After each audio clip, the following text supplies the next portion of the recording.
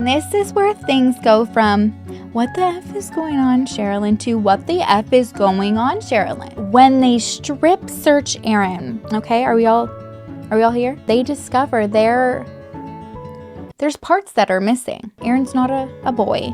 Aaron's a girl. And he's not just any girl. Aaron is...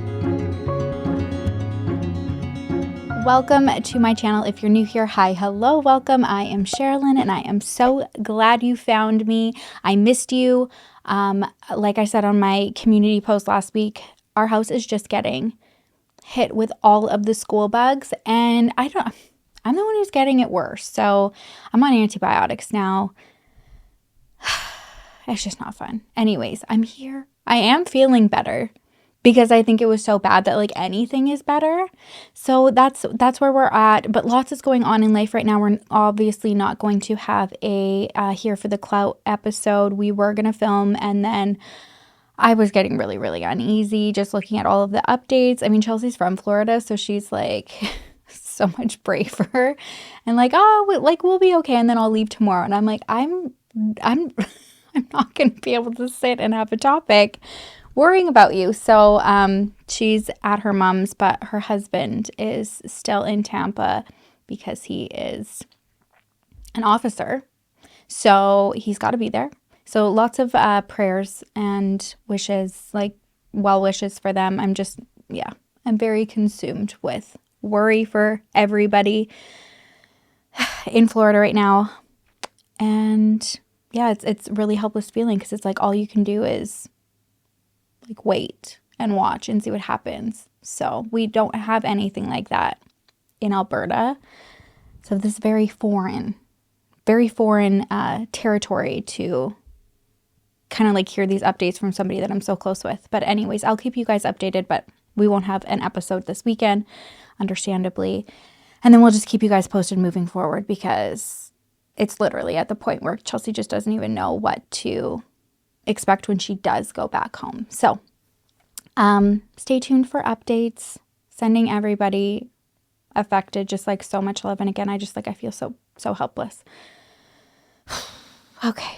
All right, that all being said, let's get into today's video. Before we do, I have a quick message for you. Thank you to our sponsor, BB Outlet by Bellesa. If you have been somebody that I've seen in the comments, I've seen multiple people in the comments who's been wanting to check out Bellesa, but unable to because of the cost of living right now, which I get it, not easy. So Bellesa has now created a new line through BB Outlet, and their goal is wanting to make pleasure accessible for everybody. The nice thing about this though is all BB Outlet products are by Bellesa. So you get high quality products at super affordable prices, and they're also extremely cute and discreet. When I say discreet, I mean discreet. Let me tell you a quick little fun story about Bellesa shipping some of these new products to me.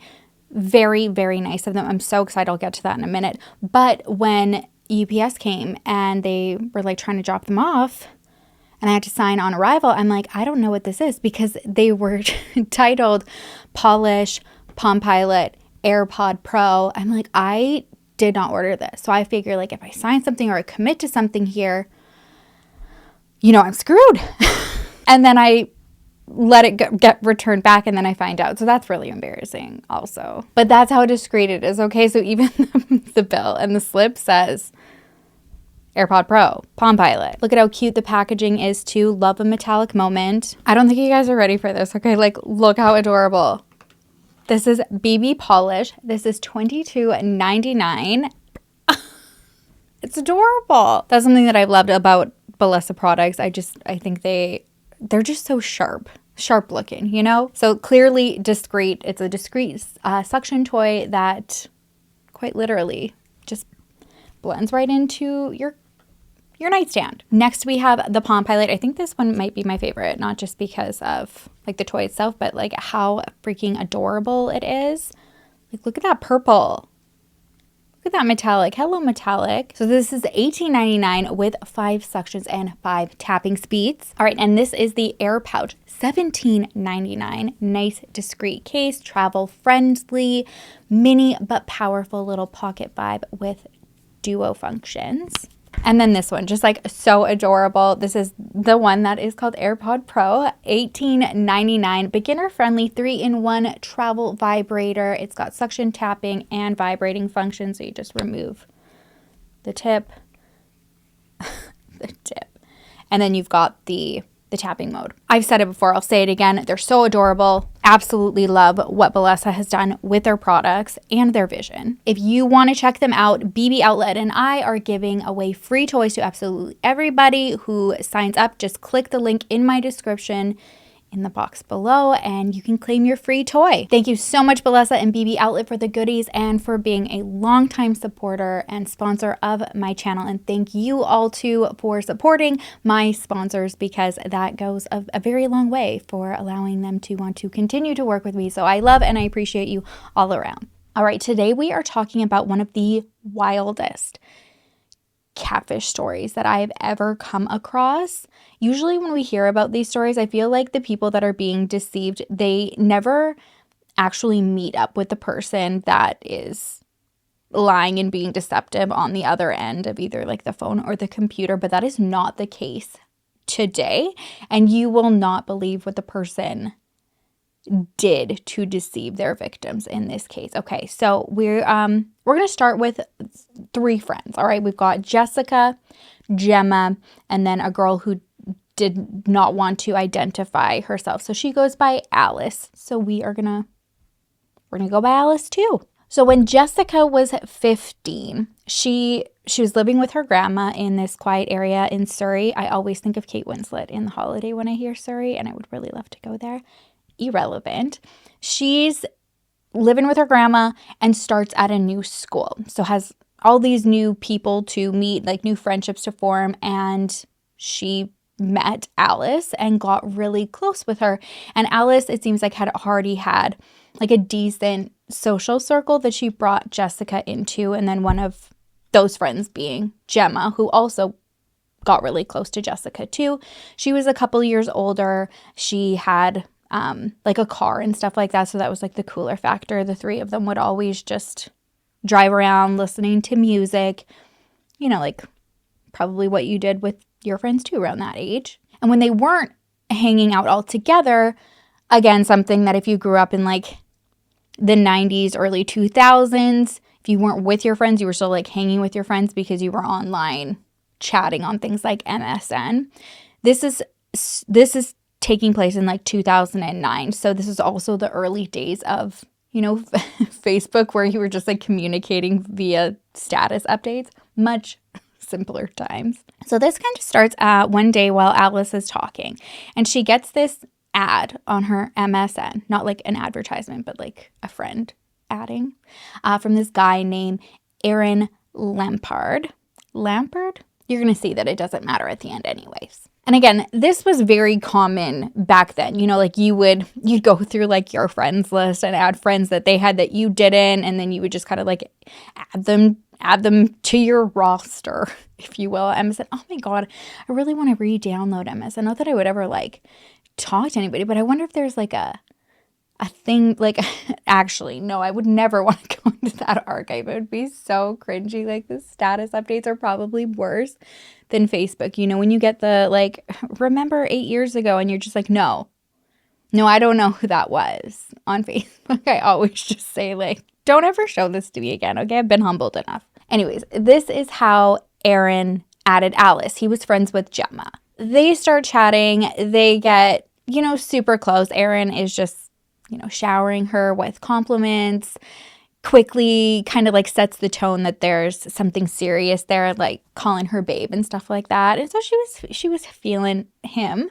And from what she saw on his Facebook, he was physically her type. She saw photos of him, and that was, you know, like kind of a bonus, because she's like, well, we get along so well. He seems like perfect. And, you know, now physically he's my type and he's a nice guy. So this is great. So they kind of just keep this through chat and social media for a couple months, but Alice is, you know, really feeling Aaron more and more, and her friends are encouraging her to, you know, just go for it. And even Gemma's vouching for him because she's dating his older brother, Jack. So they form, like, you know, like the official online relationship status. Do you oh my God, I have like so many stories I could talk about that, about like the online relationships. Obviously, though, there comes a point where you want to meet in person, right? And Aaron says he's shy. And so he kind of like prolonged the whole thing. And it ultimately comes to this point where Alice is just like, listen, I'm not going to have like a chat relationship. There's no reason why we can't meet up. Like, we have similar friends. They're vouching for you.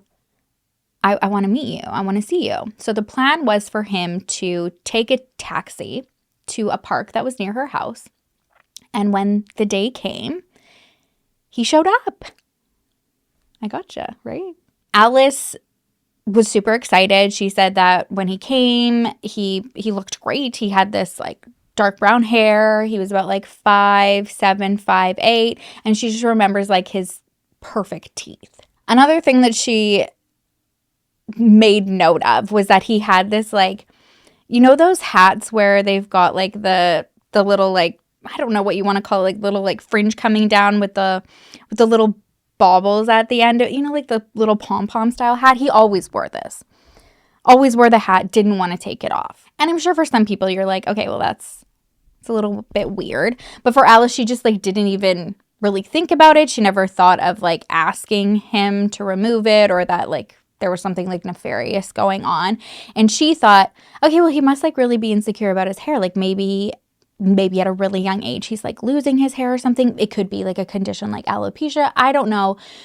So it just becomes irrelevant. She's just like, he loves that. So anyways, the meeting, it's great. It all goes well. She's super excited because she's, you know, talking about having those first date, if you will, or like meeting jitters. Like, oh, okay, well, like we're pretty official online, but are you like officially going to ask me to, you know, be your girlfriend? Which he did, and she was stoked to say yes. And as, you know, friends often do, Alice introduces Aaron to her best friend Jessica, and then they also become online friends. And their conversations primarily just like revolved around Alice, and then Jessica would always like gas her up and be like, oh my God, he likes you so much. Like, this is what he was saying about you. Same with Gemma. Since she was dating Aaron's older brother, Jack, she's also telling Alice like how much he's talking about her with the family. Gemma was also a good support for Alice at times because of that like family dynamic that they seemed to have it in common, because there were a couple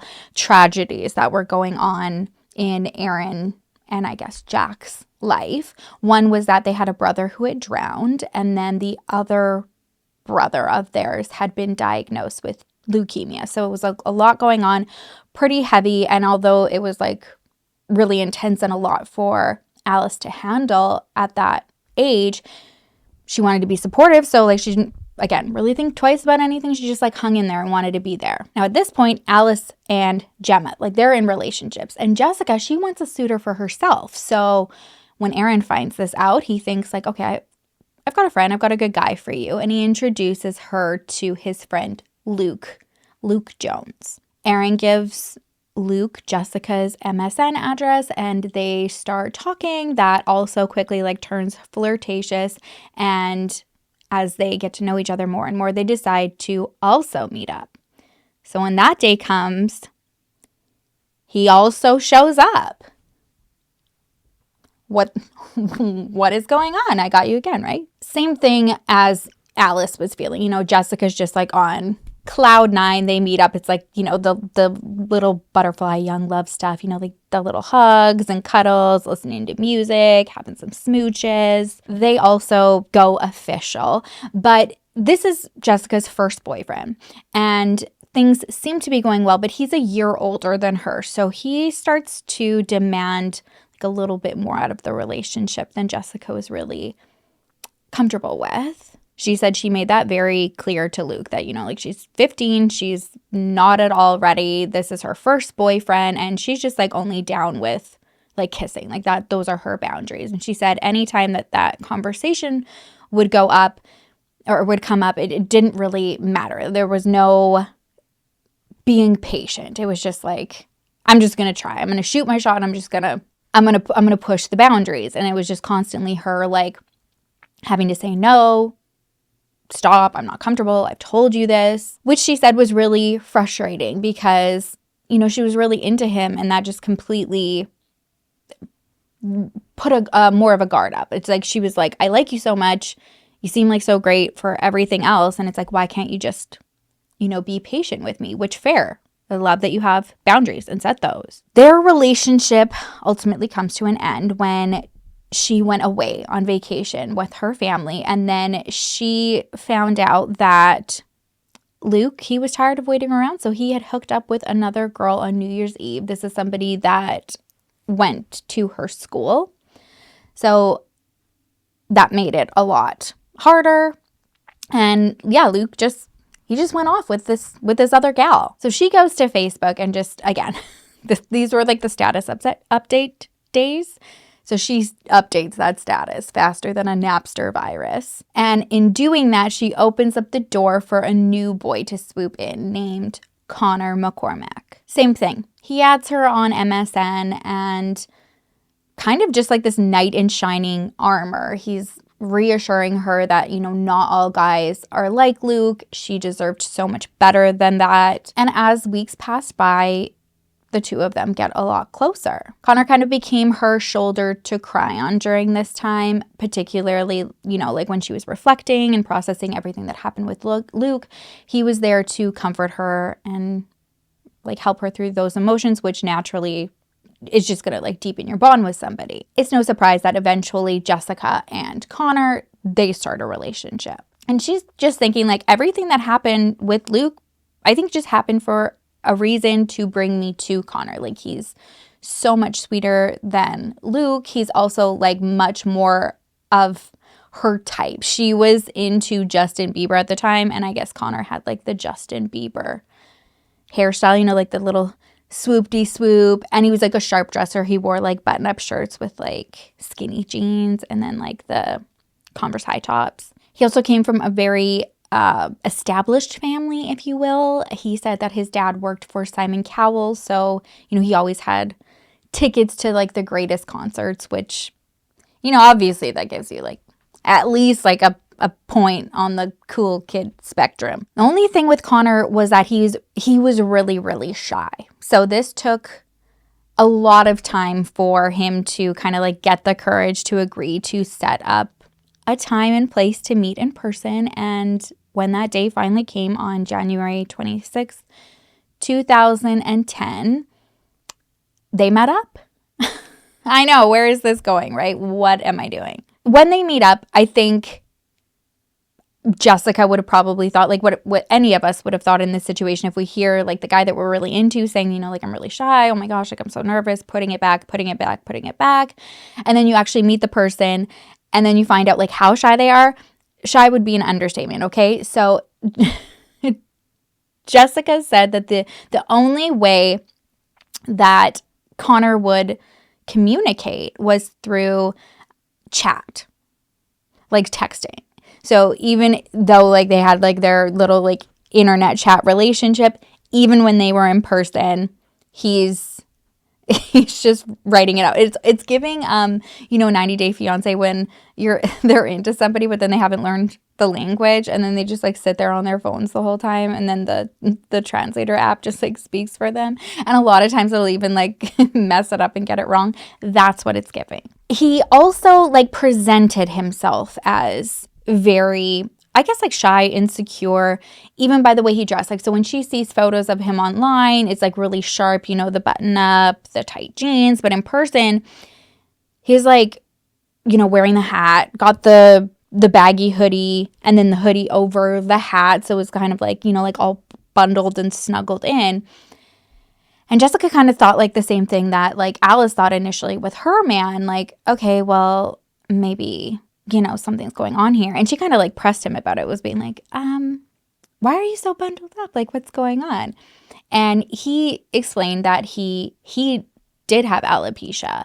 And this is something that I guess Jessica understood because her brother also had the condition. So from that point forward, she was just never like, you know, take your hat off or debundle. She just got it. And then when it came to that with the text messaging, she just thought, okay, I'm not going to push this. I'm not going to make him feel like any more comfortable. And she just assumed this was just going to be something that was going to pass at some point, and he was just, one day just going to lose the text message feature about him. In her mind, she also felt like those things were completely overpowered by how great he was. He was incredibly sweet and caring, which she really appreciated, especially after coming out of this relationship where she just did not feel respected or valued. So in her mind, she's just all of this stuff is kind of going to work its way out.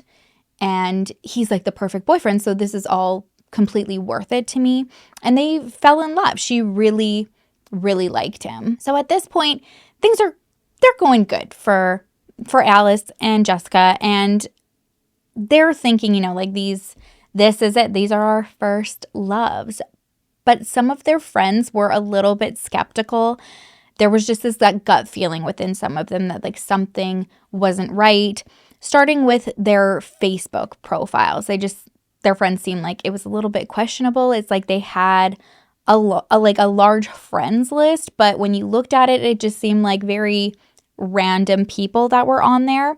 And then even their pictures, there were, several photos, but there weren't a lot. And the photos were either from the same event or era. Their friends also thought that it was really odd that Luke, Aaron, and Connor all claimed to live in these really big houses that were on St. George's Hill. So I guess this is an area that is a gated, guarded, private, estate home community where if you're really wealthy and famous, that's where you live. And Jessica and Alice had never gone to any of their men's houses. They didn't meet their families, but that wasn't without attempt. I guess there were several times that they did try to go and surprise their boyfriends, but every time they would go, they couldn't get through the gate. So they would text the boys and be we're here, where are you? And they were always out and about, and they're oh, we'll let you know when we're back. So one time they even stayed. They stayed till 4 a.m. to be okay, when they get back, we're going to be here and ready. And neither of them ever messaged they didn't go home. Jessica says there was one time where she waited and was able to get in through the gate, knocked on the door that she believed was Connor's house. But when somebody answered, they said that Connor didn't actually live there. And when she confronted Connor, he had a perfectly good explanation. He said that was the maid who answered. And she's instructed to say that because there's, safety, or security. What am I trying to say? Protocols. There we go. In place. That took way too fucking long to come out. He basically said, my mom and dad have instructed anybody who's at our house or working for us that this is what you say. No one can know about our family. So both of these relationships, they're yeah, that makes sense. They forge on, and it's getting to the point where both girls are definitely more comfortable getting, a little bit more intimate. Alice and Aaron specifically had been going strong for quite a while. So they decided it's time to, do the deed. And this is her first time. So you can imagine, you're already super nervous, uncomfortable, embarrassed, don't know what the heck to expect. And so she's it's total darkness. We don't know what the heck we're doing. Clothes pretty much on, including his hat. And for the most part, she said, yeah, it was fine. Neither of them had anything to compare it to. So they were just okay, yeah, it seems okay. Everything did seem okay between them until May 2010, when she makes a shocking discovery. Shocking to say the least. So Alice and Aaron are hanging out at her house. She says it's just a normal evening. Aaron is in her little brother's room playing Lego with him, and he asks her to find his keys for him. So she goes, looks in his bag, and she finds this big pink rubber appendage, if you will. And she freaks out. She's like, you need to get in this room right now. What the hell is this? She confronts him. He says, sorry, like I was nervous. I was nervous about performing. And I did use that, but like I've only done that once. Like used it on you, but only once. So I'm sure you can imagine how, again, embarrassed, upset, confused Alice is. And she's just like, okay, I don't even know how to process this. So we need a little bit of space. Now keep in mind, as this is happening, you know, same time frame, Connor, Jessica, they're still going strong. And so on May 9th, Connor asks Jessica if he can spend the night at her house. And that day, Connor said that his grandmother had passed away and he, you know, wanted his girlfriend to comfort him. And typically her grandmother wouldn't allow something like that, like any boyfriends to stay over because Jessica's so young. But like given the circumstances, she was like, yes, okay, Connor can come, but like there's no funny business. So Connor arrives. Keep in mind, at this point, he's still like on the texting thing, like text just to say, I'm here. Can you tell your nan that I've lost my voice? Because like I'm so shy, but I don't want her to know that I don't talk. So just tell her I've lost my voice. Okay, and another thing to know is at this point, like they hadn't really made a lot of progress with Connor like being more comfortable talking to people. So he tells Jess like, you know, just tell your grandma that I've lost my voice because I don't want to talk and I'm shy. So he just kind of like points to areas like in her house to like find things like the bathroom and her bedroom and just would like grunt in reply. I'm trying to process like, I don't know what I would think if I was the grandma, you know, like, or even just like being mom and my girls like bring someone who'd just be like, I'd be like, no, we need to sit down and have a conversation, Connor. So night rolls around, you know, they're cuddling, having a little, you know, like sneaking a little smooch here and there. But Jessica says like she had no intention of doing more. She intended to, you know, respect her gran. And she said she was also not really there yet. But she said that Connor definitely seemed to have other plans. Like he just kept trying to like push things further and further. And despite her saying she's uncomfortable, especially with her grandma being like in the room beside them and her repeatedly saying no, Connor, he doesn't stop. Okay. You know where I'm going with this, like assaults her and didn't stop until her phone rang. And it turned out to be actually Alice on the other line. Immediately from the tone of Jessica's voice, Alice, you know, she knows something's wrong with her, but before she can even, you know, get anything out of her, Connor pulls out his phone as he's sitting there, like watching the conversation go down, and he reads something on his phone. And he tells Jessica to tell Alice that he just got a message that Aaron has been in a really bad car accident. Since they had their own thing going on, she's shocked, devastated, like, oh my God, what's going on? And Connor's saying, like, I don't know, it doesn't really look good. Like, he's being told that Aaron went through the windshield and that he's on life support. So everyone's hysterical and like waiting out, you know, like getting through this evening, just like even more absolute emotions on emotions on emotions on devastation. Eventually Connor falls asleep though, but there's no way that Jessica can relax after what happened to her, not only her that evening, but then like getting the news of Aaron. So she's just laying there spiraling and she starts like looking and like studying Connor as he's sleeping. And she's able to get like a better look at him, not like all hidden in his like hoodie and hats. And she realizes that the person in the bed, that's not Connor, that's Aaron. So she's like, what the fuck is going on? How could you be Aaron? Like my girlfriend Alice's boyfriend who's supposed to be in the hospital on life support. Like what the hell is going on? And then to add like even more confusion, like, oh my God, like Aaron just assaulted me. Understandably, with all of the confusion and embarrassment, like she didn't like freak out and like wake him up and like say anything. She's just like, oh my God, like I don't know how to wrap my head around this. And she thought like in that moment, the best thing to do would just be like wait it out and get him out of her house as quickly as possible. So it's like bright, you know, like as early as possible in the morning as she could. She like wakes him up and says, you gotta go. And basically just like pushes him out the door. And he didn't push back. And so like in that moment, she was just like, I feel like you know that I know.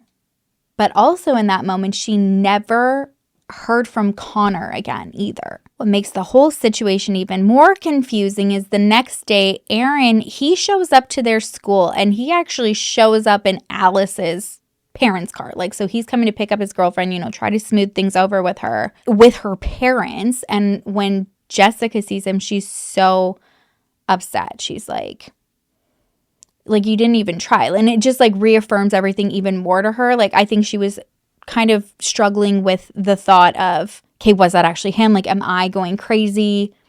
Kind of like almost like gaslighting herself, it sounds like. And then when she sees him, she's like, there's no cuts, there's no bruises. And he's just only telling people like, yeah, like I'm okay. It was just whiplash. So she's like, no, something is not okay here.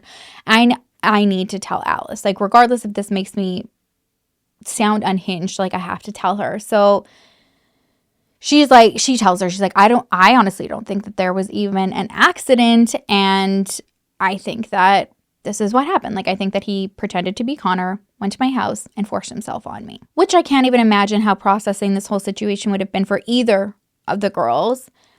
And then just when you think like, okay, it can't get more messed up, like it gets worse. Alice believes Jessica and she's like, okay, I think the best thing that we can do in this situation is for you to go to the police and tell them what he did. So Jessica goes to the police, accuses Aaron of sexually assaulting her, and the police go to the address that Alice had, you know, been given by her boyfriend. But when they go there, they find out he doesn't live there. He doesn't live there either. And while the police are looking for him, he's still communicating with the girls. He's like, I don't know what you guys think. Like, I know it doesn't look good. It's weird, but I'm innocent. And if you just let me get together with you, I'll give you an explanation. Then all of a sudden, Luke Jones, he comes out of the woodwork. Remember Luke Jones? Yeah, he gets on Facebook and he admits to the crime, okay? He says that it was him who had done this to Jessica, and he insists that everyone's got it wrong and that Aaron is being wrongfully blamed. So Aaron asks Alice, like, did you see this? Please just let me tell you what's going on. So she agrees to meet him by the river so that he can explain everything to her. But this time, it's Alice. She doesn't show up.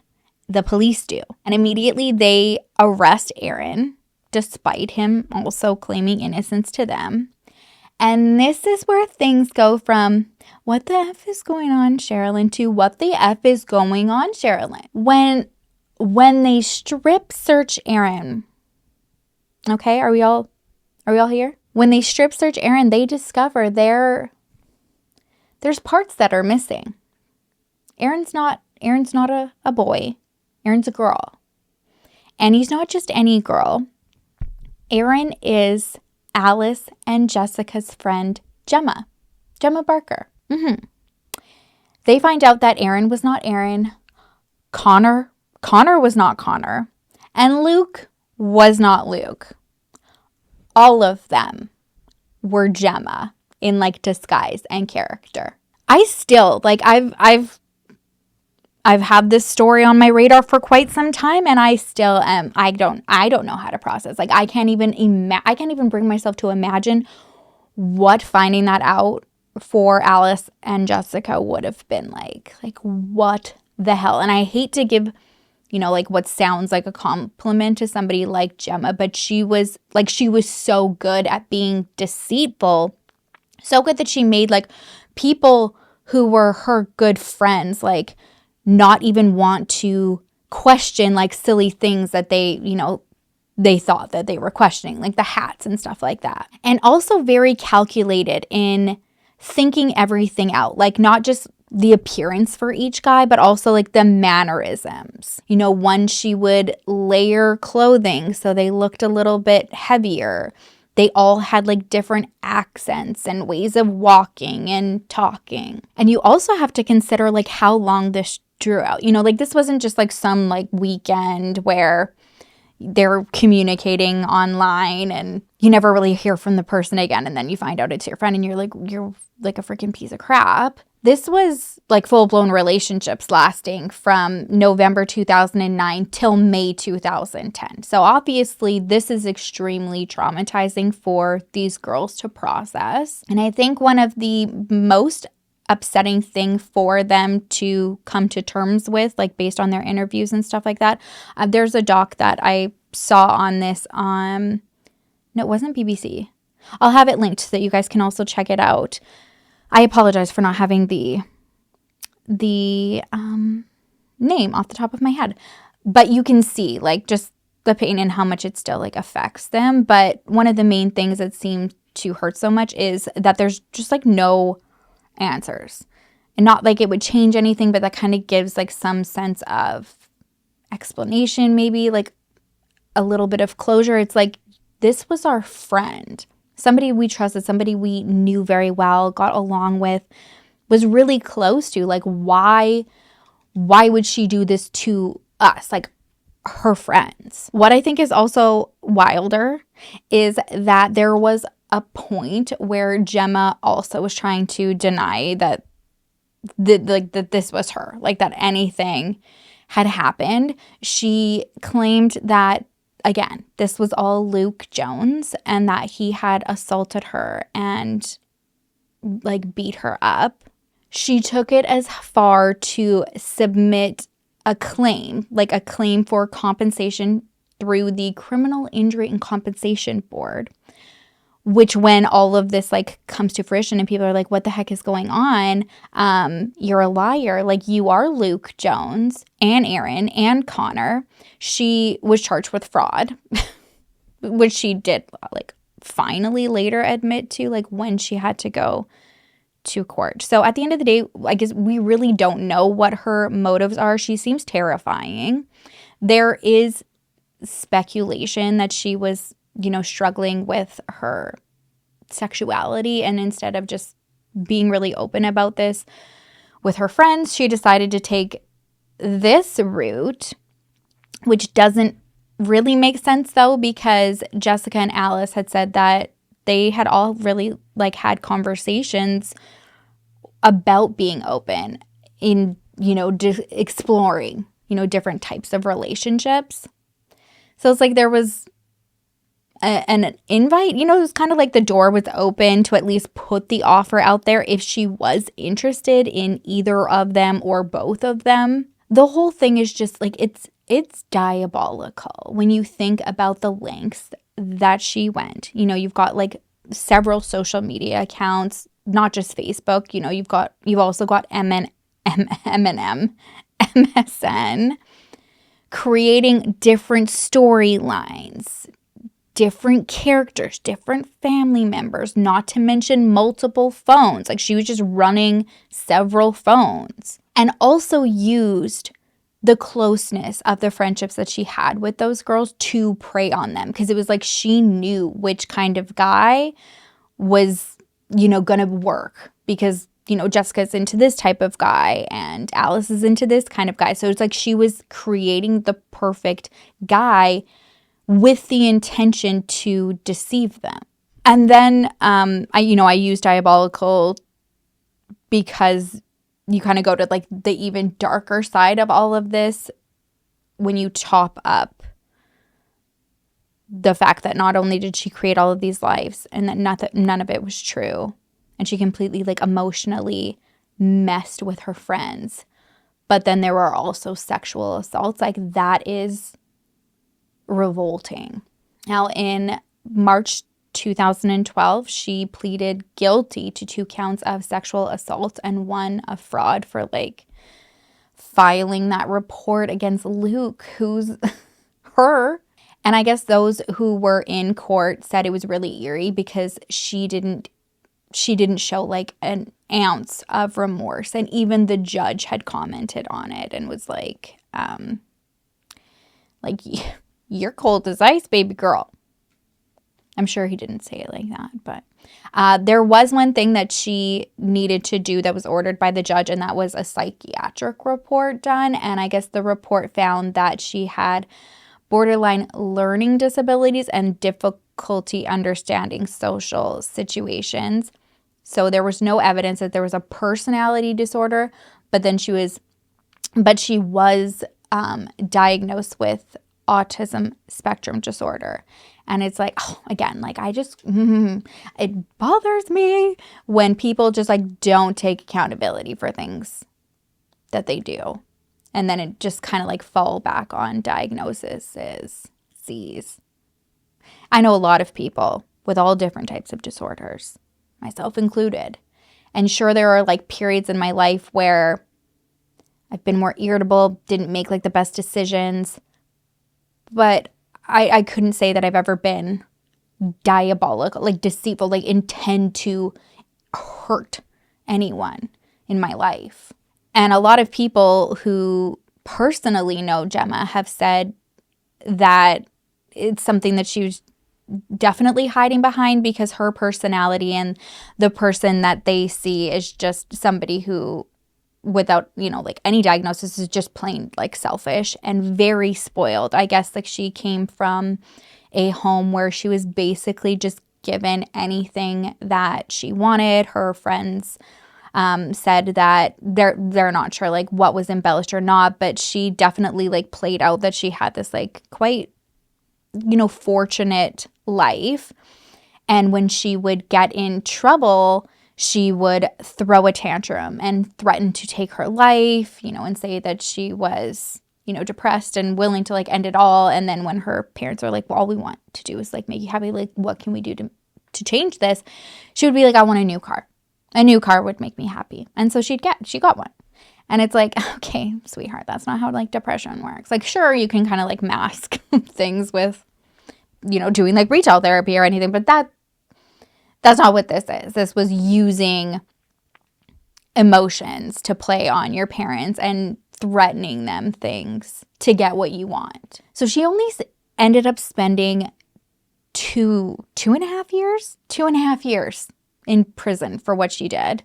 And that's so messed up to me because, like I said in the doc that Jessica and Alice participated in, it's like they're, to this day, of course, you learn how to live with things and grow and heal from the trauma. But at the end of the day, like this is still something that happened in your life at the hands of somebody that you trusted, considered a friend.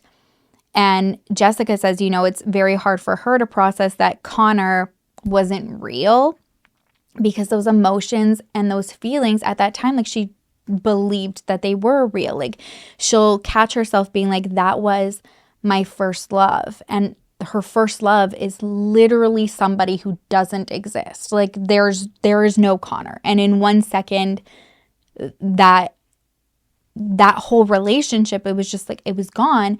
And it was never this person to begin with.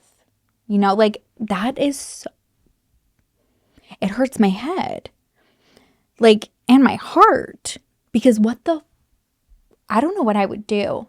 Now, looking back, the girls have had, I'm sure, a lot of questions, people being like, how didn't you know?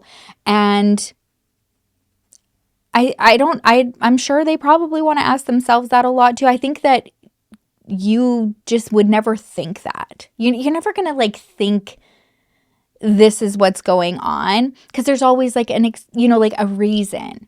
And then you convince yourself of that reason because you're so happy and things like seem really good. Now, the only thing that Alice and Jessica said that they noticed that was remotely similar to Gemma was that Erin had like perfect teeth and Gemma had perfect teeth because she had braces. And I guess there was even a comment made in passing like, oh, like you got perfect teeth. Like they look like Gemma's teeth, like, or they had similar, like a certain like little feature. And so when that kind of just totally random like observation was made, and it was just like, oh, cool. Like you don't think, I know a lot of people that look like similar to other people that I know, and I don't know if it's just like the way that I'm wired where I understand, like, I would never think that. I'd never think like I'm looking at somebody and be like, oh, like you look like so-and-so. Like I would just be like, oh, you look like so-and-so, not are you so-and-so. I mean, now I feel like I would, but prior to this, I wouldn't. I think because we all like wait, you know, like you anticipate like, okay, like am I being catfish in those early like communication days? But once that meeting comes, you're just like, oh, okay, the pressure comes off. You're like, all right, you're here. Hi. That's it. We don't, you know, look and like investigate and look at moles and stuff like that. Be like, are you this person that you kind of look like? Yeah, I don't know. I mean, now that I say it, I'm like, yeah, totally. I would question. But I understand why these girls didn't. I believe that both of them, Jessica and Alice, are in happy, healthy relationships now, which makes me very happy because I can't imagine what this would have done to them. Like even just for their level of trusting somebody else, like even getting back out there to be open to love again. At that point, I can imagine them like going through like with a fine-tooth comb, making sure that there's no relation to anyone they know. As for Gemma, I don't know. I hope that her time behind bars has like kind of helped her get her shit together, because like I said, this level of lies and deceit and deception is just like, it's off the charts. I don't know if I've heard of something like this. And at the end of the day, like the facts are like, you're a predator. What you did, plain and simple, you're a predator. You sexually assaulted your friends, these girls. And I hate to say it, but I feel like, you know, 2 years, that's like leniency than if she was a boy. You know, it's almost like she got this, I don't know, a little bit more understanding and pass because she was a girl pretending to be a boy, you know, as opposed to other way around or anything, like any male deceiving young girls. Like, what the fuck? It's just so fucked up. And I feel like that is, you know, like a big part of why I hadn't heard about this case sooner, because it's been several years. Like, she's out and has been for a while. Same with Emily Slutsky. If you have not read the book, There Is No Ethan, or seen my story on it, I will also link that for you, because holy shit. That's all I'm going to say, okay? I think that's all I'm going to say for the rest of the episode. There's just like so much here. I'm sending love to Alice and Jessica, not Gemma. Fuck you. And I hope you guys have a great day, great weekend. I love you. I miss you. I am feeling more on the mend, and I'm very excited about that, because I would love to not wait another like week to see you guys, like 2 weeks essentially, because I miss you guys. So also I'll keep you posted with everything going on with Chelsea. I can't even think about it right now because I'm going to cry and get emotional. But yeah, I'm sending so much love. There's just like, this world is it's just so fucked up. Yeah, I'm sorry. That ended on a dark note. The whole thing's been dark. Okay, I love you. Go watch a Halloween movie. I don't know why that's a comfort. Not like a, you know, like a horror one, but like Idle Hands or something. Jawbreaker. It always lifts my spirits. What Lies Beneath. I feel like these are terrible suggestions. Okay, I just gotta go. Maybe it's the antibiotics. Why do I always have excuse for medicine when I'm like this when I'm normal? Okay, I love you. I'll see you in the next video. I will miss you terribly. Until then, make sure to love each other, love yourself, and I will see you soon. Bye.